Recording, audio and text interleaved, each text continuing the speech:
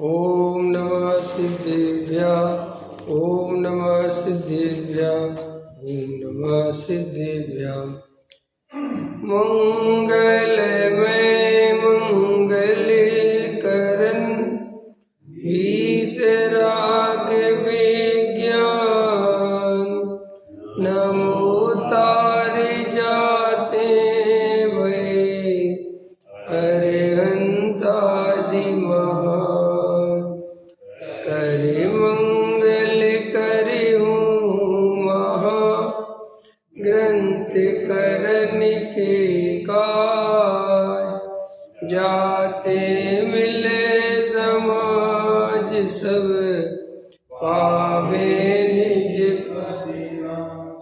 इस भव तरु का मूल एक जानऊ मिथ्या भाव ताको कर निर्मूल अब करिए मोक्ष उपाय संतप्त मानस शांत हो जिनके गुणों के गान में वे वर्धमान मान जिन विचरे हमारे। मोक्ष मार्ग प्रकाशक सातवां अधिकार पृष्ठ क्रमांक 246 सम्यक चारित्र का अन्यथा स्वरूप। श्रद्धान की चर्चा चल रही है कि सम्यक दृष्टि का श्रद्धान कैसा होता है और मिथ्या दृष्टि का श्रद्धान कैसे होता है।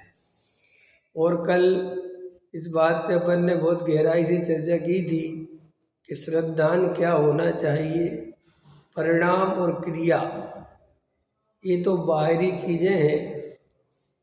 परिणाम औदिक भाव है और जड़ की क्रिया है।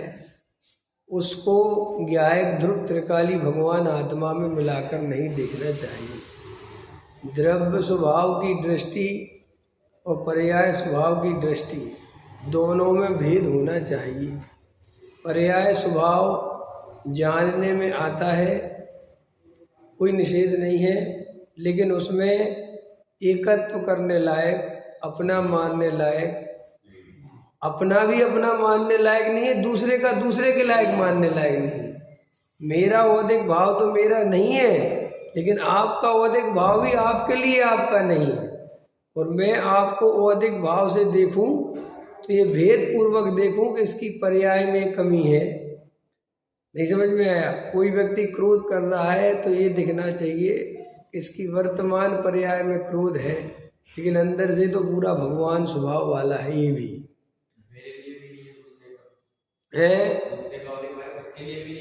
मेरे लिए भी नहीं है। और तो उससे क्या है कि दूसरे के प्रति जो अनंतानुबंधी कसाएं उत्पन्न हो जाती हैं वो नहीं होंगी, क्योंकि मिथ्यात्व जिस जीव को होता है उसको ही अनंतानुबंधी कसाएं पैदा होती है।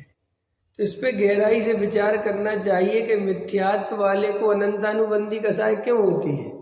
क्योंकि अनंतानुबंधी कसाय मतलब वस्तु स्वरूप की जिसे खबर नहीं है, ऐसे क्रोध मान माया लोभ जिसको भी पैदा होंगे वे सब अनंतानुबंधी वाले ही होंगे, क्योंकि उसको खबर नहीं ना बेचारे, वो जानते ही नहीं कि आत्मा अलग है, ये पर्याय की स्थिति है शरीर। वो तो शरीर आत्मा जड़ सबको एक मानता है, और फिर सबको एक मानता है तो फिर जो अवस्था देखता है बस उसमें पागल हो जाता है। क्रोध आया तो बस मार डालूंगा, बस खत्म। क्रोध किसी के अपने अनुसार परिणमन नहीं किया तो इतना बैर भाव धारण कर लिया कि रात और दिन उसके बारे में क्रोध रखता है, अंदर बैर कसाई चलती रहती है। ख्याल में है ना, उसका बुरा करना चाहता है, भूल जाता है कि अरे मैं हूँ कौन बुरा करने वाला, ये तो सब पुण्य पाप के उदय के अनुसार हुआ। ये मान्यता समझ गए?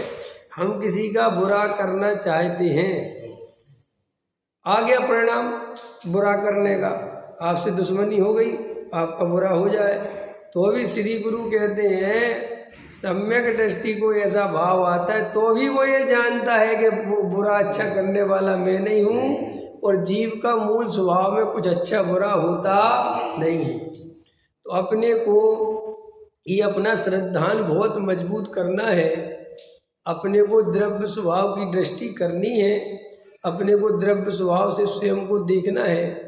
बार बार हमारे अंदर जो अधिक भाव चलते हैं, परिणाम निरंतर बदलते रहते हैं, उन परिणामों के भरोसे नहीं जीना है, उन परिणामों से अपने को छोटा बड़ा नहीं मानना है। वे परिणाम तो आज कैसे ही हैं, कल कैसे ही हैं, 1 मिनट बाद बोलो 1 मिनट में आपके प्रति प्रेम आ रहा है और आपने जरा सा कुछ कह दिया तो द्वेष हो गया। तो इन परिणामों के भरोसे बहुत परेशान नहीं होना है।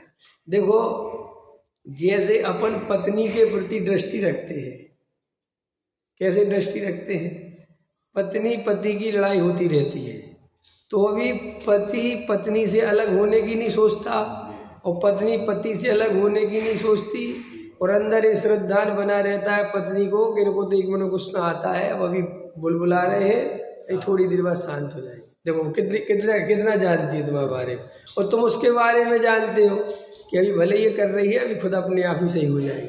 तो देखो, वहाँ तुम्हारे उसके स्वभाव पे दृष्टि है, ना कि वर्तमान पर्याय के विभाव पे, है ना। मैंने अभी स्वभाव को समझ लेना, नेचर के शांत हो जाएंगे। तो देखो, इससे कितनी शांति है कि लड़ाई झगड़ा भी हो गया, सब बातें हो गई, लेकिन अंदर बल है कि तलाक नहीं होगा, नहीं होगा ना। ऐसा तो नहीं लगता किसी को तलाक हो जाएगा, यार अब तो लग रहा है, नहीं होगा। हेलमेट है, कोई बात नहीं, दूसरा को घबरा जाए, बच्चे घबरा जाते ना, बहुत छोटे हो बच्चे और मम्मी पापा लड़े तो बच्चे डर जाते हैं कि अभी ऐसा ना उनका डिवोर्स हो जाए, क्योंकि वो टीवी वगैरह में देखते हैं या विदेशी संस्कृति है वो ऐसी कि भाई 2 मिनट में तलाक हो जाता है। लेकिन भारतीय संस्कृति तो भाग्य से ऐसी नहीं है। अब आने वाला समय हो जाएगा वो, क्योंकि वो सब दुनिया अध्यात्म छोड़ रही है और भौतिक चकाचौंध में जी रही है और स्वार्थी बहुत हो गई है। आजकल का मनुष्य इतना स्वार्थी, इतना सेल्फिश होता जा रहा है, फीलिंग्स खत्म होती जा रही है, और फीलिंग्स खत्म हो रही हैं, ये मनुष्य जाति के साथ सबसे बड़ा घात हो रहा है, सबसे ज़्यादा, क्योंकि हम मशीन बन जाएंगे, फीलिंग नहीं रहेगी हमारे अंदर। माँ बाप के प्रति आज के बच्चों को कोई फीलिंग नहीं, भाई बहन के प्रति क्या फीलिंग है, कोई फीलिंग नहीं। वो फीलिंग नहीं होने से सुख नहीं मिलेगा, ये भी समझ लो, ये भी समझ लो। ये जो विदेशों में, जो अमेरिका में, जो जहाँ भी जो भी नाम है, वहाँ पर फीलिंग्स नहीं होने के कारण वहाँ के देश भौतिकवादी चकाचौंध में तो फंस गए। उनको शादियाँ तो 10 करनी आ गई, लेकिन फीलिंग नहीं आई तो बहुत दुखी हैं, निराश हैं, आत्महत्या करते हैं, क्योंकि मशीन बन गए, फीलिंग्स है नहीं। अब किसके भरोसे जिए?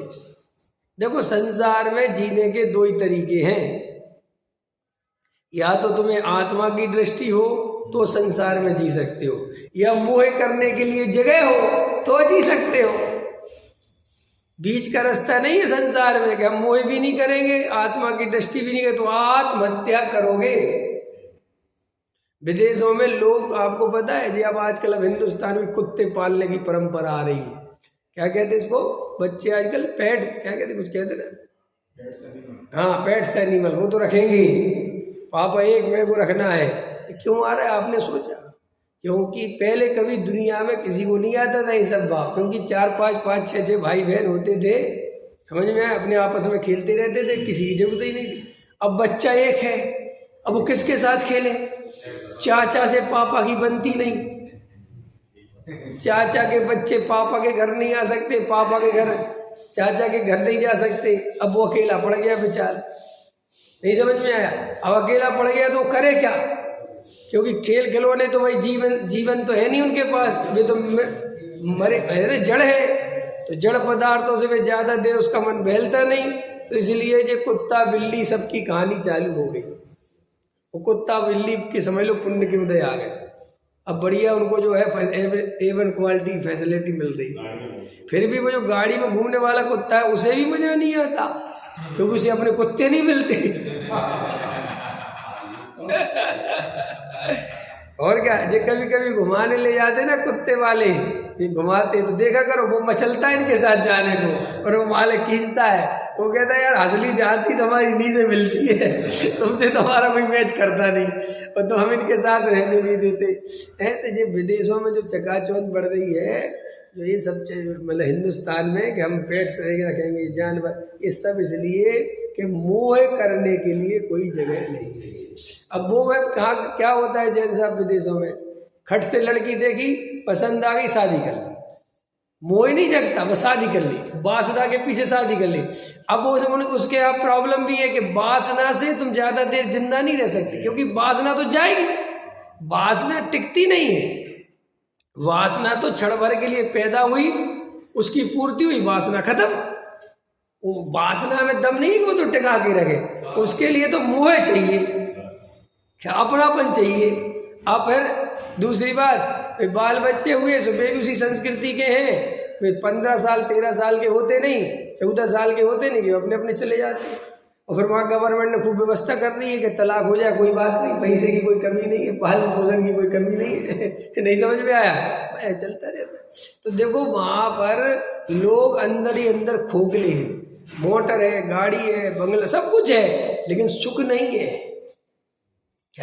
क्योंकि सुख के लिए जड़ पदार्थ काम के हैं ही नहीं। सुख के लिए चाहिए फीलिंग्स, सुख के लिए चाहिए लोक के सुख के लिए, ख्याल में संसार में रहने के लिए।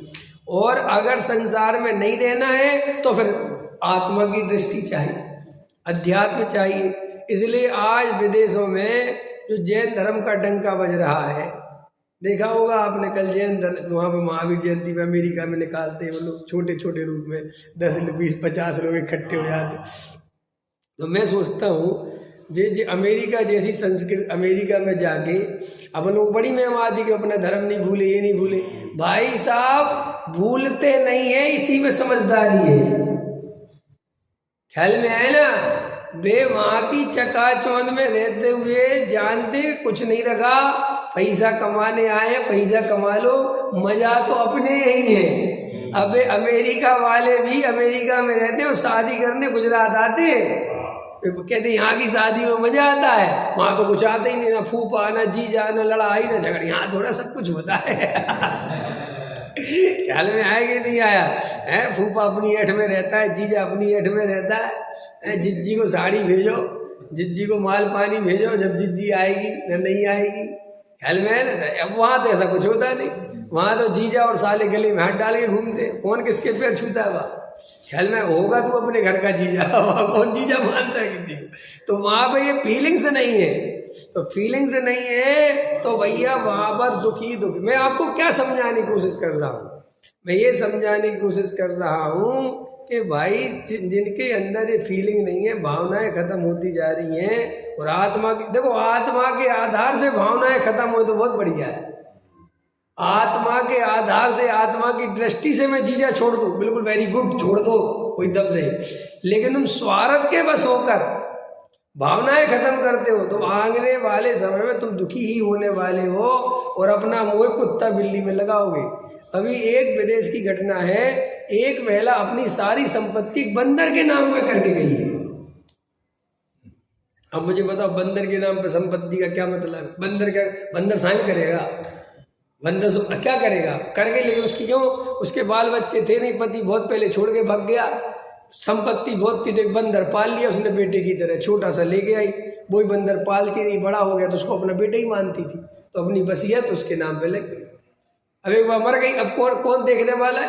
अरे उठा के बंदर को एक तरफ धर देंगे, सब गवर्नमेंट अपने कब्जे में ले लेगी। अरे तुम पागल हो सकते हो, गवर्नमेंट थोड़ी पागल है कि भाई इसके बंदर का ध्यान रखो, ठीक है, बंदर को बढ़िया एक कमरा दे दो, अच्छे बढ़िया रहे, खाए पिए, और क्या नहीं, नौकर रख दो, बाकी संपत्ति उसकी सारी गवर्नमेंट के कब्जे में करो। तो दुनिया कुछ भी कर ले, मोह के बिना नहीं जी सकती। अगर आत्मा की दृष्टि नहीं है तो वो तो कहीं ना कहीं मोह लगाएगा। ये भूल जाओ तुम, अगर तुम चेतन पदार्थ छीन लोगे तो जड़ में लगाएगी बुद्धि, लगाए कहाँ करेगा क्या जी, कहीं ना कहीं तो लगना पड़ेगा, ये तो आप पक्की समझ लो।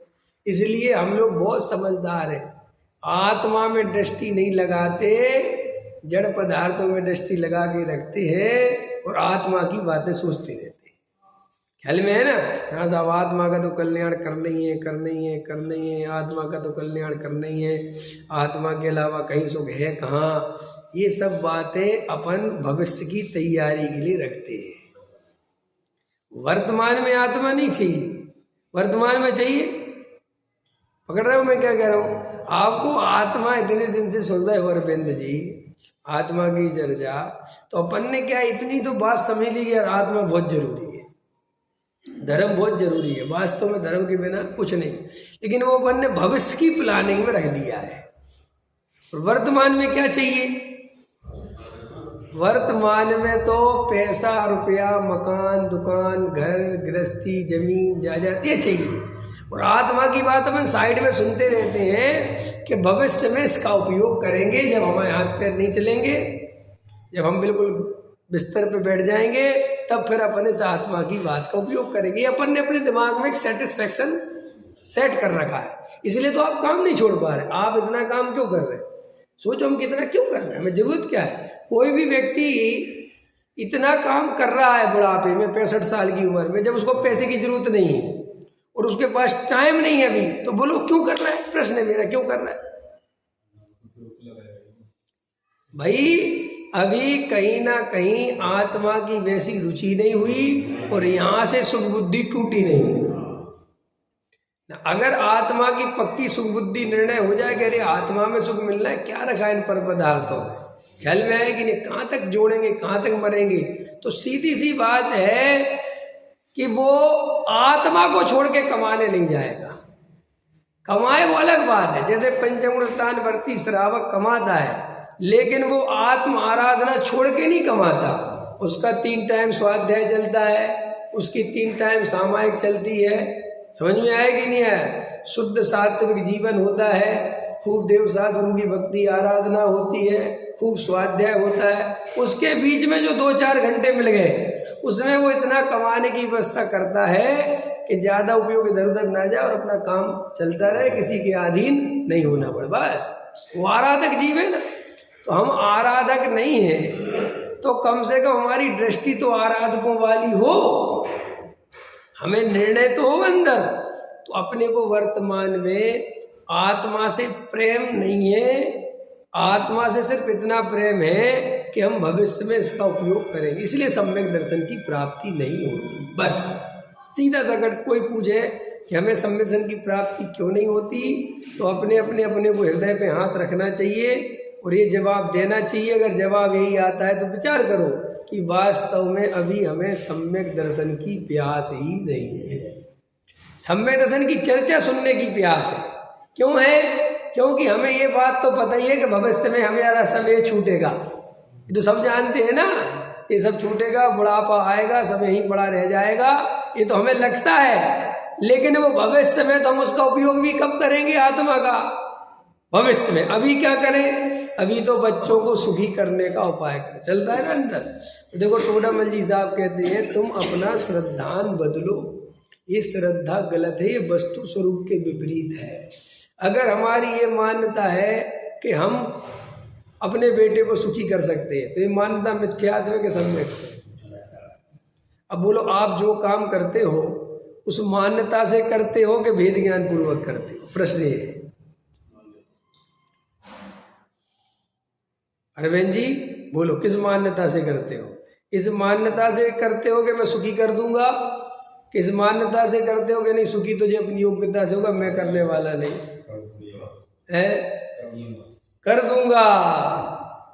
आपको अपने कर्तृत्व पे विश्वास है, मैं कर दूंगा, करोड़ों रुपए जोड़ के जाऊंगा, मेरे बेटे को कोई तकलीफ नहीं हो सकती, ऐसा व्यापार सेट करके जाऊंगा कि भाई साहब मेरी पुश्तें बैठ के खाए। देखो मोह की महिमा, देखो तुम मोह की महिमा। अभी जो पुश्तें पैदा नहीं हुई, देखते हो मोह कितना पनपता है। ये मोह यही अनंतानुबंधी कसा। अनंतानुबंधी माने जिसका अंत नहीं, ऐसी कसा है। अब मुझे बताओ, एक सेठ जी वाली कहानी तो सुनी होगी ना सबने। एक सेठ जी एक साधु महाराज के पास गए, बोले महाराज मेरे पास बहुत पैसा है, बहुत पैसा है, 7 पीढ़ियां खा लें बैठ के, इतना पैसा है, मुझे 8वीं पीढ़ी की चिंता है। ख्याल में आए कि नहीं आए? काय की चिंता है? अच्छा, क्या करो? बोले कुछ नहीं करो, एक काम करो, जिस सामने एक ब्राह्मण पंडित का घर है, जाके उसके यहाँ सीधा दे आओ। सीधा समझते हो? सीधा मतलब कच्चा भोजन, आटा, सब्जी, ऐसे सब, नमक, दाल, मिर्च, कच्चा, ये सब दे आओ। उसको सीधा कह दे आओ। उन्होंने ठीक है। तो बोले तुम्हारी समस्या खत्म हो जाएगी। जब हाथी पीढ़ी का माल आ जाएगा एक ब्राह्मण को देने में। तो फटाफट गया। अब लेट हो गया था, 12 बजे पहुंचा, तो दरवाजा खटखटाया, तो ब्राह्मण के घर से आवाज आई उसकी पत्नी की। बोले कौन है? बोले मैं फला सेठ हूँ, दरवाजा खोलो। बोला, बोले बोलो सेठ जी। बोले सीधा रख लो, ख्याल में आया कि नहीं आया? ये भोजन सामग्री रख लो। बोले आज तो आ गया, आज की तो व्यवस्था हो गई, सुबह दे गया कोई, ख्याल में आए। तो बोले क्या हो गया, कल काम आएगा? बोले कल की सोचते नहीं हम, कल फिर कोई आएगा, आना होगा तो ले जाओ आप वापस। अरे तो बोले क्या बात करें, कल के लिए रख दो। बोले जरूरत ही नहीं है, यहाँ एक दिन से ज्यादा के भोजन की व्यवस्था नहीं करी जाती। आज का हो गया, कल की कल से देखेंगे। तो सेठ जी ने बहुत समझाया लेकिन नहीं माने। तो फिर सेठ जी ने अपना माथा पकड़ लिया कि ये भी इस पृथ्वी पे मनुष्य है, जो सामने चीज है और कल की नहीं सोच रहे और कल के लिए रख नहीं रहे। और एक मैं पागल हूँ क्या, मैं 7 पीढ़ी की व्यवस्था सोच के कह रहा हूँ 8वीं पीढ़ी का क्या होगा। अब आपको सेठ जी पे तो हंसी आती है, लेकिन हमारे जो तौर तरीके हैं पैसे जोड़ने के, हमारी जो पैसे की पकड़ है, हृदय पे हाथ रख के बताओ कैसी है? इतनी है कि इससे भी ज्यादा है। आपको नहीं ज्यादा तो नहीं, अरे भी देखो आपको पता नहीं है, आपको अभी भी 10 करोड़ 10 अरब रुपए मिल जाए तो आप मना नहीं करोगे कि नहीं चाहिए? बोलो करोगे क्या? सच बताओ, अगर आपको 10 करोड़ रुपए कोई अब भी दे तो आप मना करोगे? मैंने नंबर 1 के पैसे, कोई 2 नंबर के नहीं मान के, आप लोगे कि नहीं लोगे? तो ये तृष्णा घटी क्यों नहीं? इतना तत्व ज्ञान, इतना स्वाध्याय सुनने के बाद तृष्णा घटी क्यों नहीं? इसलिए नहीं घटी कि अभी भी पैसे से सुख बुद्धि बिल्कुल भी नहीं निकली। अब जब नहीं निकली तो सम्मेलन कैसे होगा, इसका उत्तर दे दो। फिर आप उत्तर देते हो कि वर्तमान में इसकी जरूरत तो है। मूर्ख मत बनाओ किसी को, ये सब शास्त्रों से तुमने छल ग्रहण कर लिए, यही तो छल ग्रहण करना कहलाता है। नहीं साहब अभी तो चाहिए, बात चाहिए कि नहीं है, बात पैसा, इसके तुम्हारा श्रद्धान क्या है? चक्रवर्ती को 6 खंड चाहिए, बिल्कुल सच्ची बात है, लेकिन श्रद्धान पूरा है, इसमें कोई मतलब नहीं 1 मिनट में लात मार के चला जाऊंगा। अपना श्रद्धान देखो, हमें तो अपना श्रद्धान सुधारना है ना। तो यहाँ टोडामल जी साहब कह रहे हैं कि भाई अपने श्रद्धान को देखो, बहुत उपादेय बुद्धि पड़ी है। अरे यहाँ तो पुण्य में उपादेय बुद्धि की बात चल रही मास्टर जी। टोडामल जी तो अपने को पुण्य में उपादेय बुद्धि मिथ्यात्व बता रहे, हमारी तो पाप में मिथ्यात्व बुद्धि। परिग्रह क्या है? परिग्रह पुण्य है क्या पाप? बोलो, परिग्रह जो है पाप है क्या पुण्य? वहाँ परिग्रह के कितने भेद हैं? 24, 10 बहिरंग 14 अंतरंग। तो 10 बहिरंग में सोना चांदी मकान दुकान बर्तन कूप ये सब आता है, तो इनमें उपादेय बुद्धि है कि नहीं? अभी अंतरंग मिथ्यात्व की बात करेंगे। देखो मास्टर जी, एक अच्छी लाइन बोलता हूँ, अंतरंग मिथ्यात्व पहले जाता है, ये परम सत्य है। पहले मिथ्यात्व जाता है ना, बहिरंग परिग्रह बाद में जाता है, लेकिन बहिरंग परिग्रह सुख बुद्धि पहले जाती है। क्या कहा मैंने? ये आपको नहीं समझ में आया होगा, आपने ये भाषण बहुत सुने होंगे। कह रहे असली तो अंतरंग परिग्रह, असली तो अंतरंग परिग्रह। अरे असली अंतरंग परिग्रह है ये मुझे पता है, मिथ्यात्व असली परिग्रह मुझे पता है, लेकिन वो मिथ्यात्व का परिग्रह तब तक नहीं जाता जब तक बहिरंग परिग्रह में सुख बुद्धि रहती है। अभी पकड़ लो अच्छे से बात, बहिरंग परिग्रह छोड़ने की बात नहीं, सुख बुद्धि की बात बोल रहा हूं। ऐसे ऐसे बहुत से सूरमा है, ये एक से होशियार चंद है इस पृथ्वी पे, और कई तो मुमुक्षु है कि मिथ्यात्व को परिग्रह मानते हैं, कसायों को परिग्रह मानते। पढ़ लिया ना, ये सब पढ़ाई कर ली ना, वो कहते साहब अरे छोड़ना हो तो पहले मिथ्यात्व छोड़ो, छोड़ना हो तो पहले मिथ्या बड़ा डंका बजाते रहते, बड़े हल्ला मचाते रहते। अरे बहिरंग परिग्रह छोड़ने से क्या होता, मुनि व्रत बार अनंत बार ग्रेवे को बजाया, ऐसे भाषण भी मिल जाते हैं ख्याल में। अरे श्री गुरु कहते ये भाषण तू दे रहा है, पहले शांति से बैठ के विचार कर कि तेरी पर पदार्थों में क्या स्थिति है। तू जिन रुपया पैसा मकान दुकान को जड़ कह रहा है, वो कह रहा उसके छोड़ने से क्या होगा। तेरे छोड़ते 1 रुपया जेब से गिर जाए तो तू आत्मा भूलने को तैयार है, और तू कह रहा मेरी जड़ पदार्थों में क्या रखा है। आदमी के 2 रुपये गिर जाए, चाहे 2 करोड़ का मालिक हो, तो कहो 2 मिनट खराब कर दे कि मैं 2 रुपये गए कहाँ,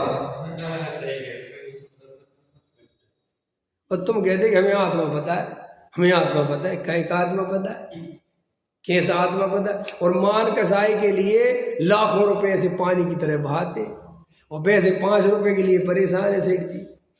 तो तुम्हारा इसका मतलब ये है कि बुद्धि तुम्हारी व्यवस्थित नहीं है, ये ज्ञानी होने की लक्षण की स्थिति नहीं है, बिल्कुल भी ज्ञानी नहीं हो पाओगे।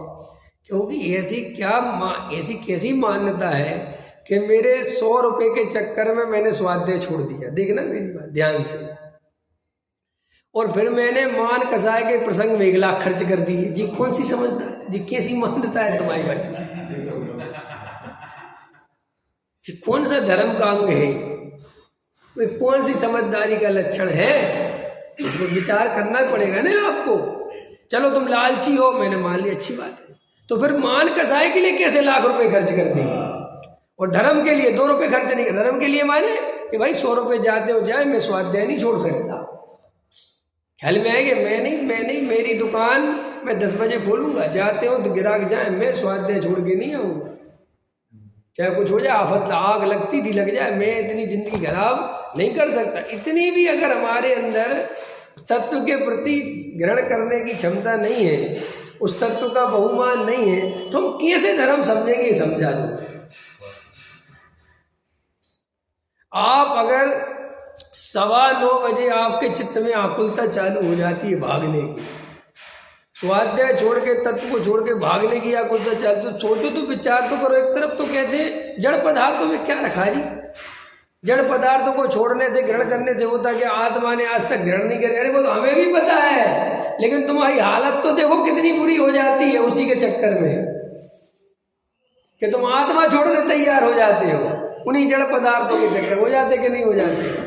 ये मान कसाय में क्या रखा जी, बोलते नहीं, मान कसाय में क्या रखा जी, अच्छा बिल्कुल ठीक, अच्छी बात, मान कसाय में क्या रखा। लेकिन उसी मान कसाय के लिए तुम विद्वान से लड़ने को, समय सार के प्रति द्वेष करने को तैयार हो जाते हो, उसी मान कसाय में। करते कि नहीं करते। अभी मंदिर में आए, देव साधु की बहुत भक्ति है जी, बहुत भक्ति है, और सही बात बताओ, माला नहीं पहनाई जाए तो क्या होता है, हम मंदिर नहीं आएंगे।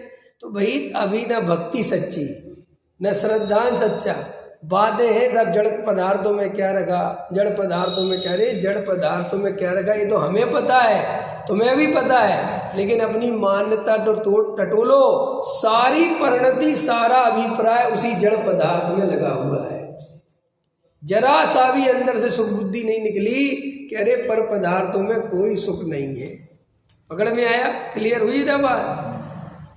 आपको मेरी बात समझ में आ रही, नहीं समझ में आ रही, वो आप देखो, इनमें क्या समझाने की कोशिश कर रहा हूँ वो आप ध्यान से समझो कि भैया ये सब बातें नहीं चलेंगी कि असली खेल तो मिथ्यात्व है, जड़ पदार्थों में क्या रखा है। अरे भैया वो हमें ही पता है, असली खेल परिग्रह मिथ्यात्व है, लेकिन बहिरंग परिग्रह में जब सुख बुद्धि होगी तो अंतरंग परिग्रह जाएगा कैसे। नहीं समझ में आया राजेश जी, ये पॉइंट समझ में आया कि नहीं आया। अंतरंग, हाँ, वो बहिरंग परिग्रह छोड़ने के पहले बहिरंग परिग्रह सुख बुद्धि तो छोड़ो, जब तो वो मिथ्यात्व जाएगा। पकड़ में आया, वो मिथ्यात्व तब तक नहीं जाएगा जब तक बहिरंग परिग्रह में सुख बुद्धि रहेगी।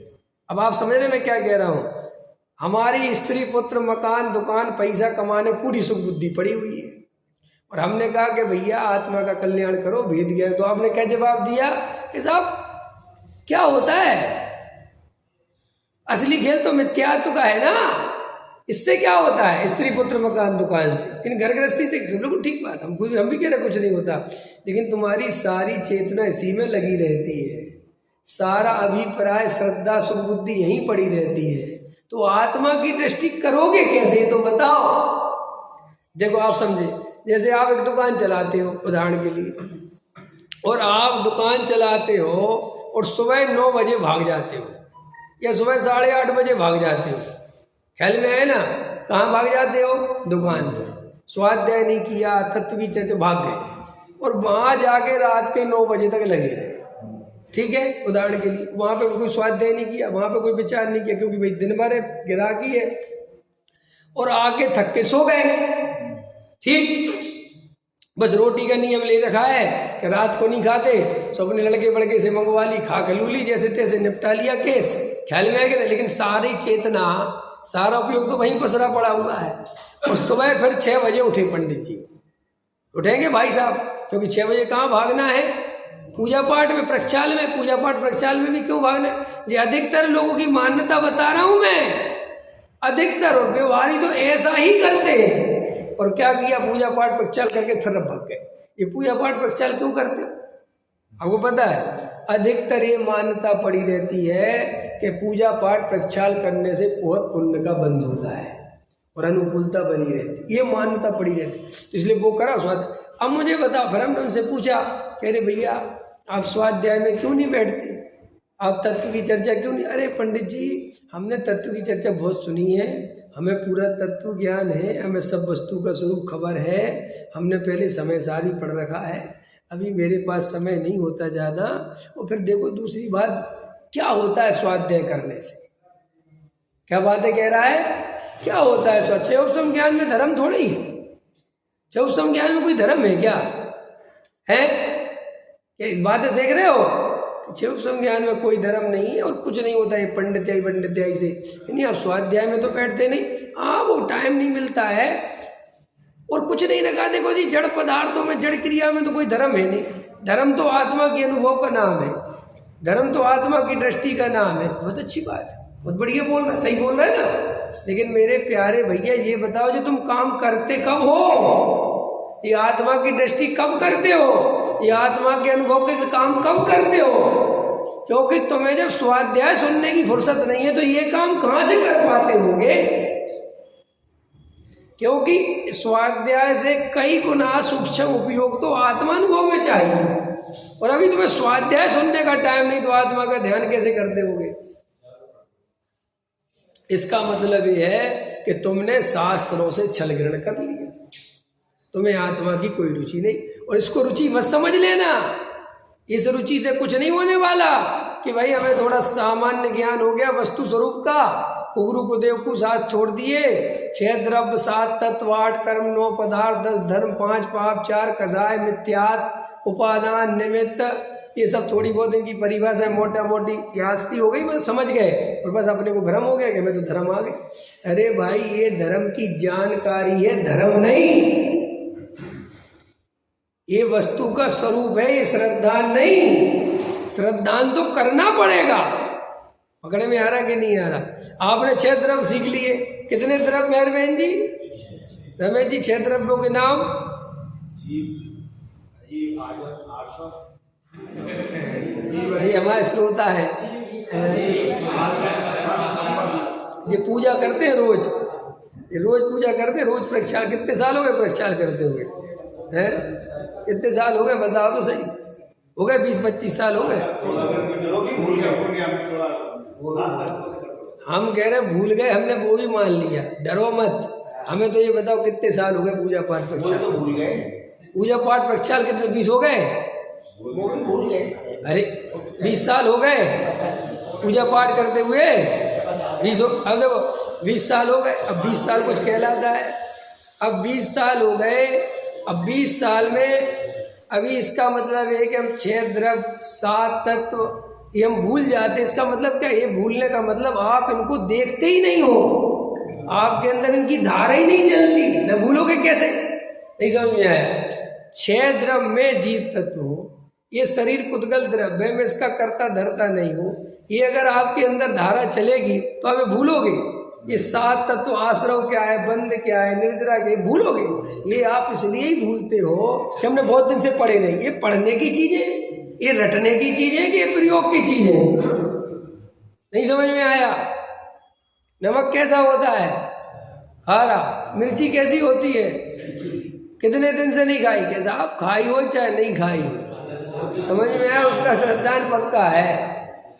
और आज तत्वों को क्यों भूल जाते हो? क्योंकि श्रद्धा हुई नहीं।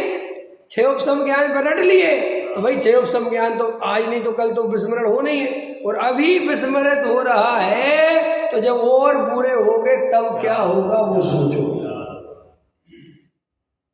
जब अभी ये हाल है तुम्हारा, मैं तो परीक्षा लेता ही नहीं हूँ, बिल्कुल भी पूछता ही नहीं हूँ, क्योंकि डॉक्टर साहब हमेशा कहते थे पूछा मत करो ताकि भी अपनी इज्जत बनी रहे और उनकी बनी रहे। ख्याल में आए कि नहीं आया? लेकिन मैं आपसे यही कह रहा हूँ कि हमें ये सब बातों पे पुनः विचार करना पड़ेगा। ना आप मोक्ष मार्ग की तैयारी में लगे हुए हो, क्या मोक्ष मार्ग की तैयारी में लगे हुए हैं? मोक्ष मार्ग की तैयारी में लगे हैं और पता चला मोक्ष मार्ग तो मिला ही नहीं अभी तक, और बुढ़ापे में समाधि मरण होने की जगह कुमरण हो जाएगा, क्योंकि तैयारी नहीं। यदि समाधि में जीवन होगा तभी समाधि मरण होगा। हमारा ये निर्णय कमजोर होते चले जा रहे, श्रद्धा नहीं है, पैसे में सुख बुद्धि टूटती नहीं। देखो भैया, आज ये सब आपको समझना पड़ेगा। आप अपने को अगर लौकिक समझदारी समझते हो कि हम बहुत होशियार हैं, हम बहुत होशियार हैं, इस सारी होशियारी 4 गति में घुमा देगी और कुछ नहीं मिलेगा बदले में। मैंने अच्छे अच्छे एक से होशियार चंदों को मरते हुए देखा है, मछली की तरह तड़पते हुए देखा है, और करोड़ों अरबों खरबों की संपत्ति खड़ी है, कोई कुछ नहीं कर पा रहा, कुछ नहीं। अमेरिका में है, लंदन में है, जापान में है, सब के सब आगे खड़े। क्या मरो और क्या है, मरो तो हम क्या करें, ये सब बेचे। अभी अमेरिका की घटना है, एक आदमी दो लड़के थे, उनका बाप मर गया, अमेरिका ही में मर गया, दूसरी जगह नहीं, अमेरिका ही में बाप मर गया, लेकिन बाप कहीं और रहता था लड़के के। तो लड़कों ने कहा कि अभी मैं नहीं आ सकते, हम उनको 1 हफ्ते तक लाश को वहाँ रखवा दो बर्फ में, जहाँ भी वो सिस्टम था कि खराब नहीं हो, हम 1 हफ्ते बाद टाइम दे पाएंगे उसको दफनाने, माँ जलाने का जो भी है। खैर अभी टाइम नहीं, सोचो बात, ये जगत का स्वरूप है। तुम किसके लिए मर रहे हो कि साहब आपने अच्छा बता दिया? हमारे भैया बता दिया नहीं, तुम अभी भी बच्चों को छोड़ के कहीं नहीं भाग सकते और भागना भी नहीं है, लेकिन इनकी दृष्टि बदल दो कि इनसे सुख आएगा। आत्मा की दृष्टि को समझ में आया ना मास्टर जी? वो भी रास्ता नहीं कि छोड़ के भाग जाओ, उससे भी कुछ नहीं होना है। सीधी सी बात है, आप और हम जिस उम्र में पहुंच गए हैं, अगर हमारी उम्र 50-55 हो गई है तो हमारा 2 टाइम का स्वाध्याय अनिवार्य रूप से होना ही चाहिए। माने मंदिर में आके सुबह का स्वाध्याय, शाम का मंदिर में आके, और अगर मंदिर नहीं आ पा रहे तो घर में 2 घंटे पढ़ो, लेकिन पढ़ते ही नहीं हो, स्वाध्याय करते ही नहीं हो, तो कैसी आत्मा की रुचि है? सुनो, जो मोक्षु 2 टाइम स्वाध्याय नहीं करते वे मोक्षु कहलाने लायक नहीं है। आपको 2 घंटे स्वाध्याय आपके जीवन में होना ही चाहिए। कैसे चलेगा? कैसे आत्मा की तरफ कैसे झुकोगे? और बातें याद कर लेने से छल ग्रहण हो जाएगा कि अपने मतलब का आ गए, स्वाध्याय में बैठ गए, चले गए, टाइम मिल गया आ गए, फिर कोई पता नहीं, फिर आ गए। इसका मतलब ये है कि अभी आत्मा की रुचि ढंग की नहीं है। हमारे कई लोग तो ऐसे हैं कि वे सुबह स्वाध्याय में नहीं आ सकते, वो कहते हैं हमें स्वाध्याय की बहुत रुचि है। कि क्यों? कि हम सुबह तैयार नहीं हो पाते, हम सुबह उठ नहीं पाते, हमें नहाने में 2 घंटे लगते। ये भैया कैसा आत्मा समझा है तुम? ख्याल में आया कि नहीं आया? इतना परफेक्ट, दिल्ली वालों को परफेक्शन रहने की बहुत आदत है, परफेक्ट समझ में, एकदम परफेक्ट। कब तक परफेक्ट करते रहोगे? 50-55 साल के हो गए, अभी भी अकल नहीं आई कि कुछ नहीं रखा है परफेक्शन में। आत्मा की दृष्टि करो ना, निकल जाएगा ये वो। मैं क्यों बोल रहा हूँ, समझ में आ रहा कि नहीं आ रहा? कि अभी अपन बहुत उथला उथला आत्मा समझते हैं, बहुत ऊपर ऊपर, और ऐसा भ्रम पाल लिया है कि गुरुदेव की फोटो लगा ली तो हम तो मोक्ष मार्गी, जैसे कांजी स्वामी सबको मोक्ष ले जा रहे हैं। ख्याल में? अरे गुरुदेव ने खुद का मोक्ष मार्ग प्रशस्त किया है और मोक्ष मार्ग बताया है, लेकिन चलना तुम्हें पड़ेगा। उनकी फोटो रखने से, फोटो लगाने से मोक्ष नहीं मिल जाता, या उनको मान लेने से हम तो गुरुदेव की जय बोलते, कान गुरुदेव लो, उससे कुछ नहीं होता। ये सब बेकार की बात है। उनकी जय बोलो, बहुत अच्छी बात है, सम्यक दृष्टि ज्ञानी धर्मात्मा उनका परम उपकार है, लेकिन उनके भरोसे अगर आप अपना मोक्ष मार्ग चलाओगे तो 3 काल में नहीं चलेगा। ये उनने ही बताया है। पकड़ में आया कि नहीं आया? अरे पूज्य गुरुदेव श्री से किसी ने कहा कि हमारी तो आपके साथ चलने की भावना है मोक्ष में, तो गुरुदेव का जवाब सुन सकते हो? कितना खतरनाक जवाब दिया हो। जिसने ये बात बोली होगी तो कितना प्रेम करता होगा गुरुदेव से, बहुत प्रेम करता होगा ना गुरुदेव से, तब तो बोली होगी। और गुरुदेव ने क्या बोला पंकज जी कि साथ जाने की भावना तो निगोद जाने की भावना है। अब बोलो कितना खतरनाक है। तो गुरुदेव व्यवहार नहीं समझते थे मास्टर जी, गुरुदेव व्यवहार नहीं समझते थे क्या? वो तो बेचारा व्यवहार से बोल रहा था कि अरे भाई साहब, ऐसा व्यवहार भी नहीं चाहिए जिसमें जरा सी भी गलती होने के चांस हो। कल डॉक्टर साहब का मैं रात को भजन सुन रहा था, तो दादा उसमें बता रहे थे कि आखिर हम ऐसे व्यवहार को क्यों जगह देना चाहते हैं जिससे मूल वस्तु स्वरूप में गलती लगे। नहीं समझ में आया? आपको अच्छी बात नहीं है क्या आपके पास? आप ऐसे स्तुति, ऐसे भजन क्यों लिखना चाहते हो जिससे कर्तृत्व का पोषण हो? जैसे डॉक्टर साहब हमेशा कहते थे, मुझे पूरे जिनागम में अगर किसी की भक्ति पसंद है तो समंत भद्राचार्य। उनको किसकी भक्ति पसंद थी? तो समंत भद्राचार्य ने कैसी भक्ति करी? स्वयंभू स्तोत्र में सुनी होगी आपने कि हे जिनेन्द्र देव, मैं आपको इसलिए नमस्कार नहीं करता कि आपके पास छत्र छमर आदि विभूति है, समोषण है, ऐसी हवाएं चलती हैं, ऐसे फूल होते हैं, कुछ नहीं मुझे इनसे लेना देना। ऐसी चीजें तो अन्य देवी देवताओं के पास भी होती है। समझ में आया कि नहीं आया? तो समंत भद्राचार्य कहते हैं, मैं तो आपको इसलिए नमस्कार करता हूं कि आप सारे जगत के ज्ञाता होते हुए भी आपको इतना सा भी करने का विकल्प नहीं है। ऐसी उन्हें स्तुति पद्य को लिखे सब। तो डॉक्टर साहब कहते जब इतनी बढ़िया स्तुति, ओरिजिनल स्तुति लिखी जाती है, लिखी जा सकती है, बढ़िया से बढ़िया वीतरागी भगवान की भक्ति हो सकती है, तो फिर मेरी तो पतंग उड़ गई रे है, और मेरे सर पे रख दे बाबा, और करुणा सागर भगवान, वो क्यों लिखते हो ये सब भजन और क्यों इनको आगे बढ़ाते हो? अगर किसी ने लिख भी दिए तो तुम उसको इतना आगे क्यों ले जाते हो? इसकी जगह आध्यात्मिक भाई ना, क्या है वो, हम तो कबहू न जे घर आए, पर घर फिरत बहुत दिन बीते, नाम अनेक धराए, हम तो कबहू न जे। ये भजन अच्छे नहीं लगे? इन भजनों में तुम्हें आनंद नहीं आता? सुनो मास्टर जी, इन भजनों में इसलिए आनंद नहीं आता है कि आत्मा की कोई खबर नहीं है। ये वर्तमान के जो विधान आचार्य हो रहे हैं और ये धमाधम धमाधम धमाधम क्यों करवाते हैं? क्योंकि आत्मा की कोई रुचि नहीं है। आत्मा वालों के ग्रुप में शामिल तो हो गए, और ऐसे शामिल हुए कि वो आत्मा के ग्रुप वालों का भी आत्मा खराब कर दिया। नहीं समझ में आया कि क्योंकि हम भी थोड़े कमजोर तो थे ही, रंग राग की रुचि तो जीव को अनादिकाल से है ही, और हम जैसे तैसे थोड़े आत्मा के ट्रैक पर चल भी रहे थे, और हमारे बीच में वो 2-4 व्यवहारी घुसे तो उनने हमें व्यवहारी बना लिया। क्यों कि हम तो किनारे पर रखे ही हुए थे। पंकज जी, ये व्यवहारियों को घुसाना मतलब अपने पैर पे कुल्हाड़ी यूं पटकना है कि तुम व्यवहारी होते देर नहीं लगेगी। नहीं समझ में आया? देखो सुनो,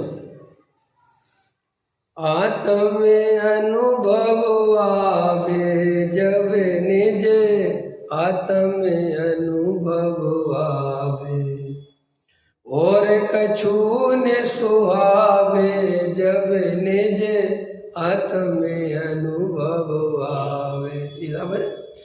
अब एक ये भजन है और अब एक ये भजन है, वो मेरे सर पे रख दे बाबा अपने ये दोनों हाथ। अब अगर तुम्हें आत्मा की सच्ची रुचि नहीं होगी तो तुम सर पे रख दे बाबा ये दोनों हाथ, इस तरफ झुक जाओगे। ये बताना चाहता हूं मैं। राग की पुत्री। एक बार मैं देवली में प्रवचन करने गया तो वहां पर भजन संध्या रखी गई, मुझे अध्यक्ष बना दिया। तो एक लड़की ने यही भजन गाया, मेरे सर पे रखो। इतनी ताली बजी पूछो मत। और एक लड़की ने भजन गाया, आया कहाँ से कहाँ है जाना, ढूंढ ले ठिकाना चेतन ढूंढ ले। उसकी आवाज भी इतनी अच्छी नहीं थी। तो मैंने नंबर दिया तो कहाँ से आया कहाँ से जाने वाले वो फर्स्ट आ गई वो। और वो जो थी तो मेरे सर पे रख दे बाबा, उसको थर्ड भी नहीं आए। ख्याल में आया कि नहीं आया? तो भाई बाद में मेरे ऊपर चढ़ बैठे कि आप तो पक्षपात करते हो और ये करते हो वो करते हो। और इतना बढ़िया उसने गाया। मैंने कहा गाने के भजन के नंबर नहीं थी, भजन में क्या गाया है ये इम्पोर्टेंट है। गाने को तो यहाँ तुम लता मंगेशकर को बुला दो, वो तो बहुत बढ़िया गाएगी। हमारा वो प्रयोजन है क्या? किसने अच्छा गाया किसने बुरा गाया ये प्रयोजन है क्या? मैंने भजन संध्या काय को रखी है?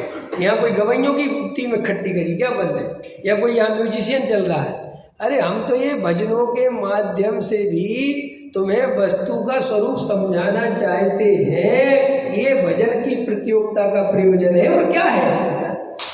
और हमने कहा जे ऐसे कर्तृत्व के भजन जो मिथ्यात्व का पोषण करें, इन भजनों को अगर हम पहला नंबर देंगे तो शाबाशी मिलेगी। तो आगे क्या होगा कि लड़की और बड़े प्लेटफॉर्म पे गाएगी। तो कल मैं दादा का बता रहा था आपको उदाहरण, कल मैं दादा का रात को वचन सुन रहा था तो दादा उसमें कह रहे थे कि भाई हमें किसी भी कीमत पर ऐसे भजनों को, ऐसे पूजन को, ऐसे स्वाध्याय को समर्थन नहीं देना चाहिए जिससे कर्तृत्व का पोषण होता हो। और इसलिए नहीं देना चाहिए कि जरूरत नहीं है।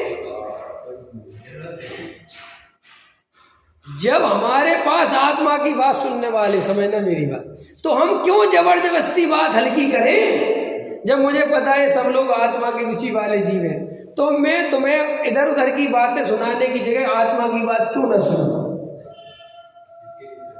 नहीं समझ में? जब आप भेद ज्ञान करने को तैयार तो मैं भेद ज्ञान क्यों नहीं कराऊं? मैं क्यों कहानी किससे सुनाऊं कि नहीं साहब वो भी तो जरूरी है साहब। वो कल ले रहे थे वो दादा कि भाई जरूरी उनको है जिनको रुचि नहीं है। हमें क्या जरूरी है। हम क्यों अपने में वो कमजोरी पैदा करें? अरे जिनका स्वास्थ्य कमजोर हो वे जाके सबका। हमारा तो स्वास्थ्य बहुत मजबूत बता के गए पूज्य गुरुदेव। हमें तो गुरुदेव ऐसा पक्का करके गए हैं कि हमें तुम दिन भर आत्मा की बात सुनाओ तो हम बिल्कुल नहीं उबेंगे, और हमें इधर उधर के भजन सुनाओगे तो हम घर चले जाएंगे। ये तो गुरुदेव का कमाल है ना। लेकिन आजकल मुमुक्षुओं में वो आत्मा की रुचि घटती जा रही है और जिस तरीके के प्रसंग बनते चले जा रहे हैं, रोज नए नए ये बच्चे पढ़ के आ रहे हैं, आत्मा की रुचि ज़्यादा है नहीं, तो ये इधर उधर के भजन गाते रहते हैं और अपन ताली बजा के उनका समर्थन करते रहते हैं।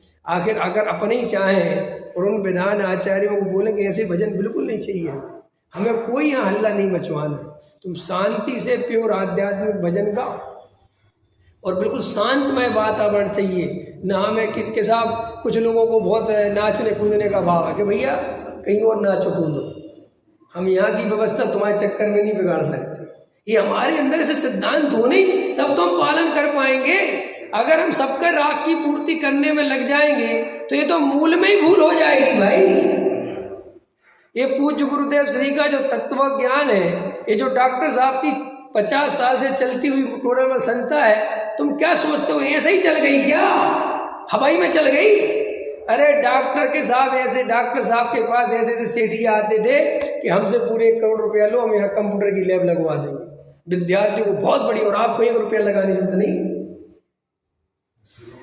शुरू में नहीं 20 दफे मेरे पास आए, हम तो पढ़ते थे, दिलीप भाई लगे थे लगवा दो। समझ? डॉक्टर साहब कहते थे देखो मेरे नंबर 1 के दुश्मन हो गए अगर ये दोबारा बात करें, ये बोलते थे हमारी सभा में कि जो मुझे मेरे मार्ग से विचलित करने की कोशिश करेगा वो दुश्मनों की लिस्ट में मेरा पहला दुश्मन होगा। मुझे मेरा टोटल में स्मारक जैसा चल रहा है वैसे ही चलने दो, मुझे डिस्टर्ब मत करो, पैसे का लालच बिल्कुल मत दिया करो। अब ऐसे वो अड़े नहीं रहते और वो ऐसे तुम्हारी हमारी बातों में आते रहते तो सोचो आज स्मारक का क्या होता। क्योंकि हम तो लालच में आ जाते, 1 करोड़ रुपया दे रहा, अपने बाप का क्या जरा लगवा।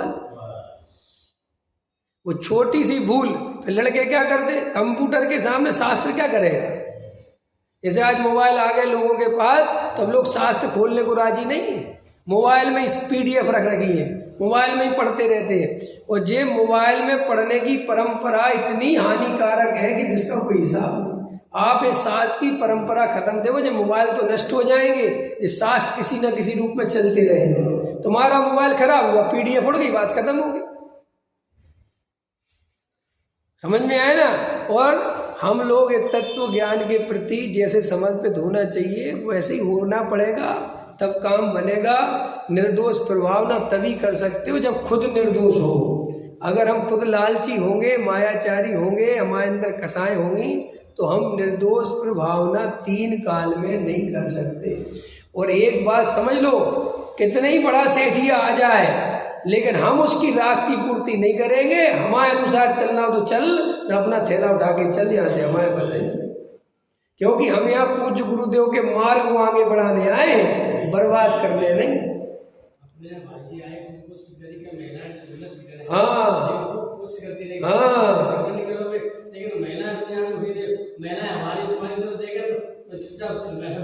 हाँ, और आप ढील डालते रहोगे तो ये मैं समझ रहा हूँ, समझा रहा हूँ, फिर संभालना मुश्किल हो जाएगा। एक बार आपने वो ढील डाली कि चलो रथ यात्रा में तो नाचे लो, एक बार आपने चालू किया फिर समझ लेना बंद कराना भारी हो जाएगा। जैसे वो कहता है ना कि मेला का एक बार ऐसा आ गया ना पल्लू, उदाहरण दे रहा हूँ मैं, कि क्या होता है कि बस ये क्या होता नहीं, अब वो हो ही गया सेट, अब कुछ नहीं होगा। फिर अब तुम कितना ही करोगे ढाको, अब कोई नहीं सुनने वाला तुम्हारा। ऐसे तुम एक गलती करोगे, अगर डॉक्टर साहब एक सेट की सुन लेते कि चलिए एक काम कर कंप्यूटर तो लगा ही दे, बस खत्म, फिर तो क्या क्या लग जाता आप उसकी कल्पना नहीं कर सकते। और वो कितनी दूर दृष्टि रखते थे वो तो मैं ही जानता हूँ, हर चीज में छोटी सी छोटी। एक बार की बात, समय तो हो गया मेरा, मैं कभी कभी दादा के पास सोचा यार दादा थोड़ा व्यवहार ही नहीं समझते, नहीं समझे मास्टर जी। मैं ही हूँ वो व्यक्ति, जब मैंने पहली बार स्मारक में जाके भजन गाया था, करुणा सागर भगवान भव पार लगा देना, ख्याल में है ना। और मैंने वो भजन गाया और पूरे हॉल में ताली बजी, वाह। मेरे को नया गया था, मेरे को 2-4 दिन की बात थी, वो बढ़िया ताली बजी, बहुत अच्छा भजन गाया, बहुत अच्छा भजन गाया। सच पूछो मैं भी खुश कि वाह मैं तो बहुत बढ़िया भजन गाया। और जब डॉक्टर साहब ने जो मेरी क्लास लगाई ख्याल में है ना, क्योंकि उन्हें सुनते थे वो घर पे, तो बोले, मैं जाते ही था घर पे, बोले करुणा सागर भगवान को पार लगा देने भजन किसने गाया तो मैं कहूँ मैं नहीं गाया, तो मैं तो सोचा कि अच्छा बोलेंगे बहुत बढ़िया और कुछ नहीं मिला, यही सीखे हो, भगवान पार लगाता है भगवान, ये जैन दर्शन है, ऐसे विद्वान बनोगे जैन दर्शन के। तो मैंने कहा वो दादा व्यवहार से, बकवास बंद करो, व्यवहार सिखाते हो मुझे बताते हो व्यवहार। मैंने तो हम लोग सोचते थे अरे अब समझ में आता है कि वो जरा सी भी गलत चीज की स्थापना नहीं होने देते थे, सतर्क रहते थे, सावधान रहते थे। कि क्यों कि एक विद्यार्थी ने गलत परंपरा चालू करी तो जब आत्म अनुभव आवे ये भजन खो जाएंगे, और ये मेरी पतंग उड़ गई, ये भजन आने में देर नहीं लगेगी।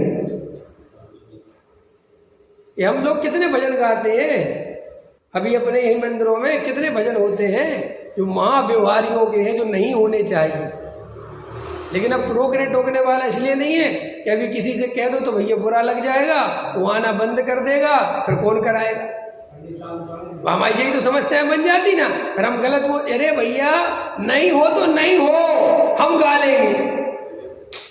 लेकिन ये गलत परंपरा को अगर समर्थन करेंगे तो फिर ये अध्यात्म का मिशन फेल हो जाएगा।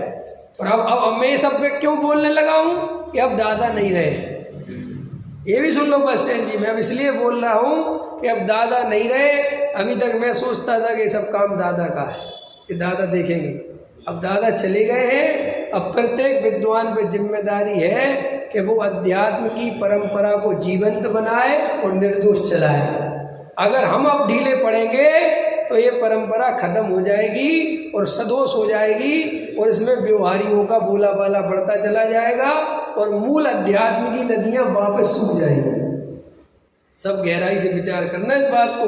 अब अपने ही हाथ में सब बागडोर है। आपकी अपनी भूमिका है, मेरी अपनी भूमिका है। मैं अपने स्तर पर गलत चीज को रोकूंगा, आप अपने स्तर पर गलत चीज को रोको। भाई संस्था कम चल जाए चलेगा, हम 50 की जगह 25 को पढ़ा लेंगे, 25 की जगह 20 को पढ़ा लेंगे, हमें कोई टेंशन नहीं। लेकिन हम निर्दोष पढ़ाएंगे। हम गलत प्रभावना काम नहीं करना। तत्व ज्ञान ठोस रखेंगे, मूल अध्यात्म की चेतना को जगा के रखेंगे, मूल तत्व ज्ञान चलाएंगे। कोई मतलब नहीं दुनिया आगे कुछ भी एडवाइस दे, ये करो ये करो ये करो, भाई करेंगे वही जिससे मूल अध्यात्म चलता रहे। वो काम बिल्कुल नहीं करेंगे कि अब तुम जो है पूजा 2 टाइम पूजा जो है 1 घंटे की जगह 2 घंटे कर दो, स्वाध्याय बंद कर दो, ये नहीं करेंगे। विधान किसी को कराना है कराओ, प्रवचन तो अपने समय पे होता है या प्रवचन के बीच में होगा, विधान के बीच में प्रवचन होगा, लेकिन प्रवचन नहीं रुकेगा। चाहे फिर वो विवेक जी का हो, चाहे वो मनोज जी का हो, चाहे वो नितिन जी का हो, चाहे वो किसी का हो, जो भी हमारे पास विद्वान रहेगा प्रवचन तो होगा। हम प्रवचन छोड़ के विधान नहीं होने देंगे। ये आपको इसमें मजबूती से खड़े क्यों कि हमने जो पहले स्वाध्याय भवन ही बनाया था,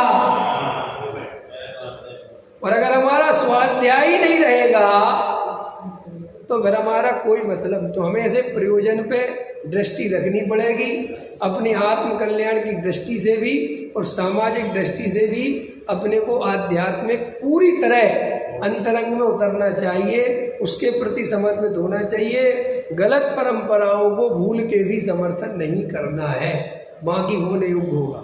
सहजानंदी